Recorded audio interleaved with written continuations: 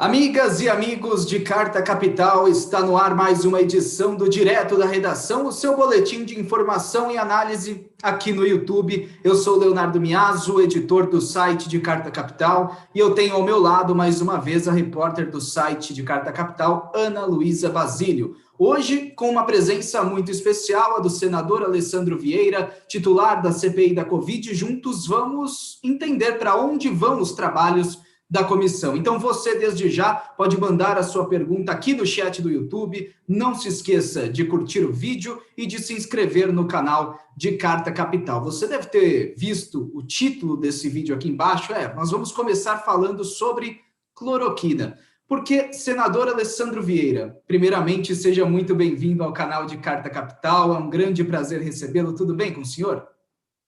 Tudo bem, obrigado pelo espaço. Um prazer estar conversando com vocês.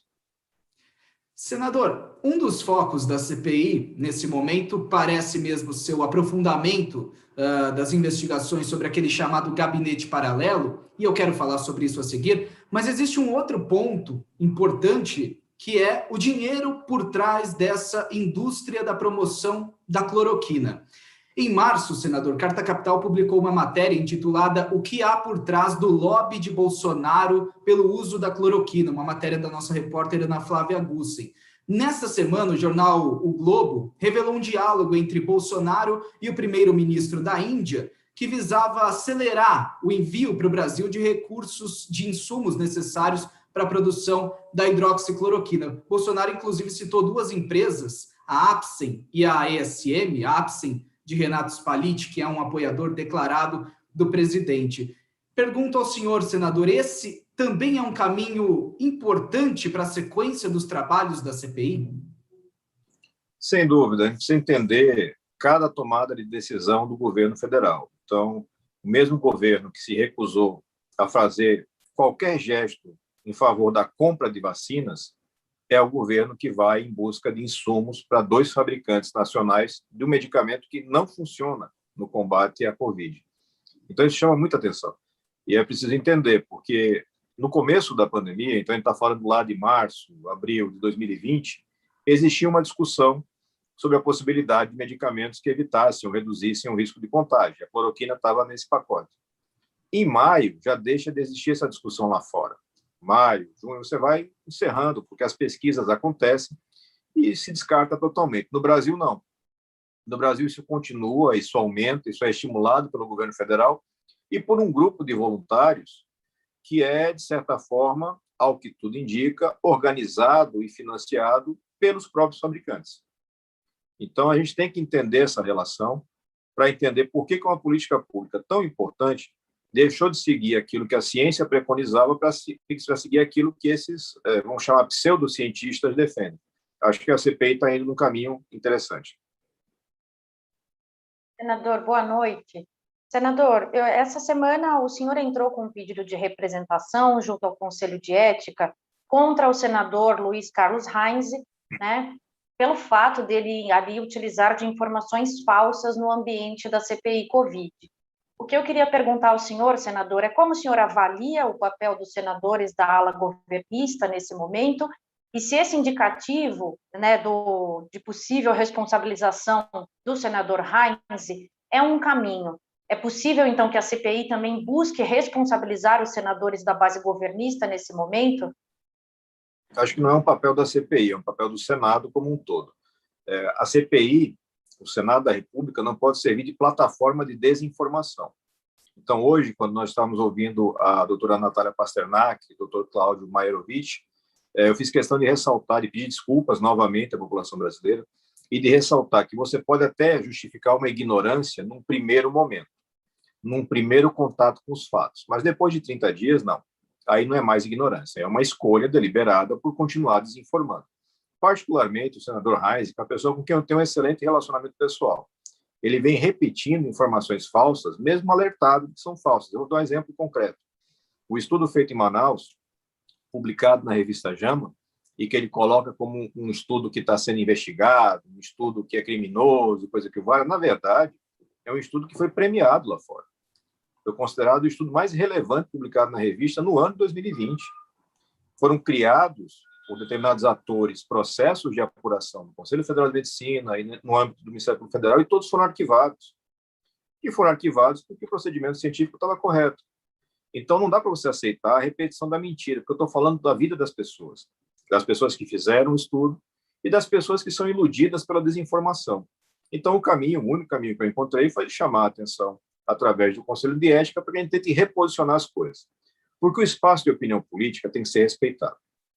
Mas ciência não é questão de opinião. Tem um método. As pessoas têm toda uma lógica, uma dinâmica que é testada, que é revisada. E os governistas, apesar de ocuparem um tempo enorme de fala, não conseguiram até hoje trazer nenhum estudo que tenha qualidade técnica para justificar o que falam. E aí é lamentável demais. Bom, o Conselho Nacional de Secretários de Saúde divulgou há alguns minutos a atualização da Covid-19 no Brasil, senador. Foram 2.216 mortes nas últimas 24 horas, mais de 85 mil casos de ontem para hoje, e a média móvel de mortes continua subindo. Ontem, para se ter uma ideia, ela era de 1.804 e hoje é de 1.913 mortes por dia nos últimos 7 dias. Quero retornar, senador, ao assunto gabinete paralelo, porque a CPI aprovou nessa semana a convocação de algumas figuras bem representativas desse shadow cabinet, como disse o virologista Paulo Zanotto, aquele que tentou se mandar para o Canadá. Mas entre os convocados está o senhor Osmar Terra, deputado bolsonarista, negacionista de primeira hora. Inclusive, nesta semana, nós listamos aqui em Carta Capital várias das mentiras contadas pelo Osmar Terra durante a pandemia. Agora, senador, está comprovado, está evidente que existia ou ainda existe um ministério paralelo, um aconselhamento paralelo. O senhor acha importante a CPI direcionar os esforços para desvendar esse poder paralelo, ou o senhor acha que isso pode eventualmente tirar o peso das decisões desastrosas ou até ilegais e das omissões do presidente Jair Bolsonaro na pandemia, senador? Entender como as coisas aconteceram é muito importante. A gente não pode abrir mão de algumas oitivas, mesmo já tendo noção do conteúdo delas. Isso não vai afastar a responsabilidade do presidente, só agrava a responsabilidade do presidente, porque ele teve acesso à informação de qualidade. Ele teve acesso, o presidente da República tem a disponibilidade plena de dados. A gente recorda de um estudo de evolução de mortes que foi feito pelo próprio Exército, ou pela ABIN, e que foi retirado do site. Acho que o site até hoje não voltou ao ar, porque ele estava divulgando uma projeção de mortes que naquela época era de 180, 160 mil mortes. Então é importante ouvir o deputado Osmar Terra. Ele vai ter um espaço para poder apresentar suas ideias, que a gente vai chamar de ideias aqui só por respeito à idade que ele tem, mas em seguida ele vai ser questionado sobre questões concretas. Quantas reuniões, quem participava das reuniões, quem financiava o grupo de voluntários, quem financiava as viagens dessas pessoas, porque é muito sério. Não dá para aceitar a mentira como método de governo. Hoje nós vivemos num país onde a mentira é método de governo. O presidente da República, de forma reiterada, cada vez mais grave, cada vez mais assintosa, usa mentira. Ele mente sobre remédios, ele mente sobre vacinas, ele mente sobre máscaras, ele mente sobre número de mortos e continua esse processo. Então a gente vai ter que avançar um pouco mais nessa seara de identificação dos personagens e dos seus interesses, né? Que podem ser financeiros, podem ser de poder político, isso tudo tem que ser mais esmiuçado, para que no final a gente tenha um relatório que seja justo, né, que mostre um retrato completo do que aconteceu. Senador, o senhor estava falando agora mesmo sobre as mentiras do presidente Jair Bolsonaro, e a gente observa que, de fato, ele continua, né, fazendo uso de teses falsas, né, como no caso da supernotificação das mortes de Covid, né, com base num relatório do TCU, que foi desmentido pelo próprio TCU, e mais recentemente também mais uma declaração polêmica sobre a desautorização, a desobrigação do uso de máscaras. Na sua opinião, senador, o presidente Jair Bolsonaro entende que ele pode sair ileso da CPI da Covid? É difícil avaliar o que o presidente Bolsonaro entende. É uma pessoa que tem uma forma muito peculiar de agir e de entender as coisas. É muito claro que ele tenta constantemente normalizar esses fatos. Ele tenta levar para um campo de debate ideológico. Então, nós temos o Brasil chegando a 500 mil de mortos. Ele quer transformar isso numa discussão se os mortos são comunistas ou são conservadores, ele quer levar para a discussão de se tem fraude ou não tem fraude, ele quer tirar o foco. Ele faz isso diariamente. Então, eu vejo hoje uma parte da CPI, eu vejo a imprensa focalizando a discussão do que seria um parecer para desobrigar o uso de máscaras. É um factoide. É um factoide. E aí ele tira um pouco a atenção das pessoas, o debate, daquilo que é essencial. O Brasil chega perto de 500 mil de mortos e o resultado poderia ser diferente. Nós poderíamos estar hoje enfrentando uma tragédia, sem dúvida, mas uma tragédia menor na sua duração e no seu número de atingidos. Isso é fato, está sendo cada vez mais comprovado pela CPI, através da fala dos cientistas, através dos documentos. O Brasil podia ter comprado vacina, não comprou. O Brasil poderia ter feito uma orientação pública, uma política de comunicação pró-saúde e não fez. São várias ações e omissões que estão sendo cada vez mais comprovadas. E a estratégia dele é essa: ele cria um teatro, ele tenta politizar, ele tenta levar para esse campo de debate, que é quase uma briga na lama, de ofensas, de xingamentos, de apelidos, e a gente não pode entrar nesse jogo. O Brasil não merece. A gente tem que tratar tudo com seriedade e objetividade. Teve morto? Teve. Podia ser evitado? Podia. Por que não evitou?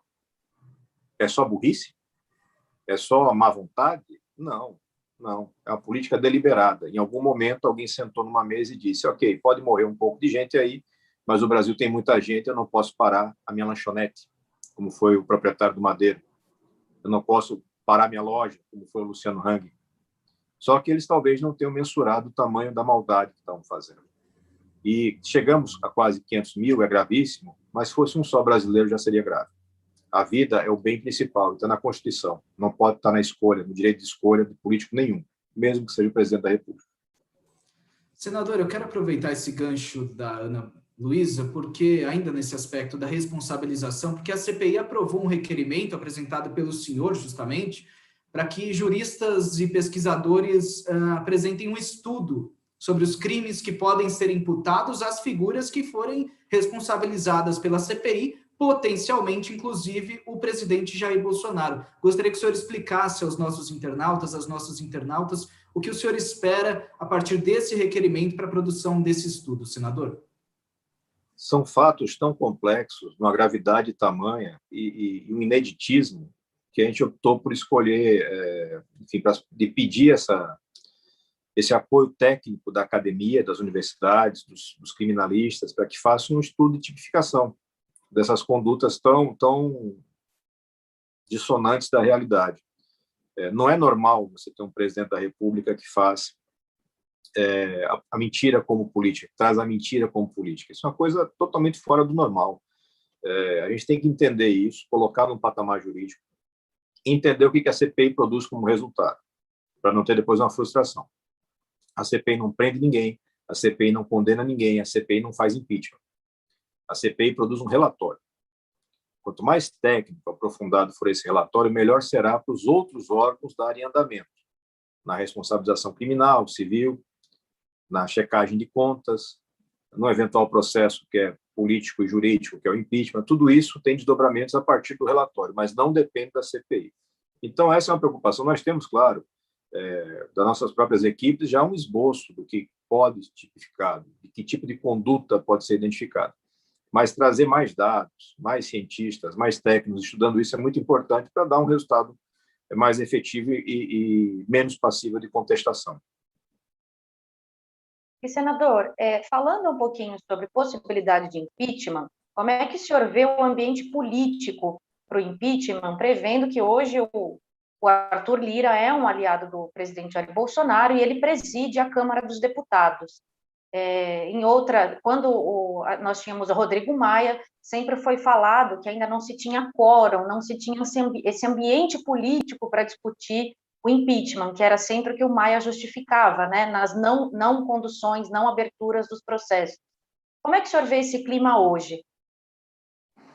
Acho que é muito menos uma questão de clima e muito mais uma questão de concentração de poder. Então, a decisão é unilateral do presidente da Câmara. Hoje você tem o deputado Arthur Lira ocupando um espaço privilegiado no orçamento da União, na distribuição de verbas, de emendas, de cargos, e isso gera uma percepção de que não há possibilidade de andamento dos pedidos de impeachment. Mas eu procuro tratar as coisas sempre de uma forma muito objetiva e fracionada. Hoje, o momento é identificar bem os fatos, delimitar os fatos, desenhar para a população. O desdobramento político vem mais adiante, e a gente vai ter que verificar passo a passo. Você está falando de políticos que já foram aliados do PT, hoje são do PSL, do Bolsonaro, e serão aliados do governante que tiver de plantão. Essa turma não larga o poder e não larga o cofre público. Então, a gente vai ter que ver esse passo a passo. No momento, a minha preocupação é garantir o melhor relatório possível. Senador, nós vamos aqui nos encaminhando para o encerramento da entrevista, mas eu queria fazer uma última pergunta ao senhor, que foge um pouco da CPI, mas não muito, porque é inegável que o avanço dos trabalhos da comissão, senador, tem impactado diretamente a postura e as manifestações do presidente Jair Bolsonaro. Nas últimas semanas, ele tem feito ataques diretos a integrantes da CPI, focando principalmente no presidente Omar Aziz, no relator Randolfo Rodrigues, no relator Renan Calheiros e no vice-presidente Randolfo Rodrigues, inclusive com insinuações preconceituosas. Ele tem também, senador, insistido na tese do voto impresso, indicando que não aceitará o resultado das eleições do ano que vem de outra forma, e também buscando uma reaproximação e uma apropriação das Forças Armadas. Hoje, não sei se o senhor já teve oportunidade de ver essa declaração, durante uma agenda no Espírito Santo, o senador Bolsonaro disse: tenho as Forças Armadas ao meu lado. Elas não irão às ruas para mantê-los em casa, mas poderão sim um dia ir às ruas para garantir a sua liberdade. Fecha aspas, foi o que disse o presidente. Como o senhor tem visto, e aí isso foge um pouquinho do trabalho eminentemente técnico da CPI, mas como o senhor tem visto essa tentativa de confronto do presidente Jair Bolsonaro diante dos avanços dos trabalhos da CPI da Covid? É uma estratégia de defesa, né? Muito claramente, ele tenta intimidar testemunhas, intimidar integrantes da CPI e setores da sociedade e da política que receiam um agravamento de confronto e de, enfim, autogolpe. O que nós precisamos ter é serenidade para fazer um trabalho qualificado, o mais técnico possível, e de também ter respostas políticas. É fato que nós temos uma omissão muito grande dos presidentes dos poderes. Os presidentes dos poderes estão testemunhando esse avanço antidemocrático. É preciso que o senador Rodrigo Pacheco, o deputado federal Arthur Lira e o presidente do Supremo Tribunal Federal, o ministro Luiz Fux, se manifestem de forma respeitosa, de forma equilibrada, mas não se permite ou não se tolera omissão num momento desse. Quando você vê um arreganho autoritário constante, uma tentativa de transformar o que é um debate político, o que é uma avaliação de condutas, num teste de força. Não deve ser isso numa democracia. Nós já vivenciamos esse tipo de estratégia, o resultado foi péssimo para os brasileiros. Então, é grave. Eu vejo que as nossas lideranças não se colocam à altura da necessidade do momento, mas é sempre tempo de que possam fazer o seu dever de casa e se colocar. O Brasil não pode, novamente, vivenciar uma ditadura. O Brasil não pode mais vivenciar um período autoritário de desrespeito ao direito das pessoas.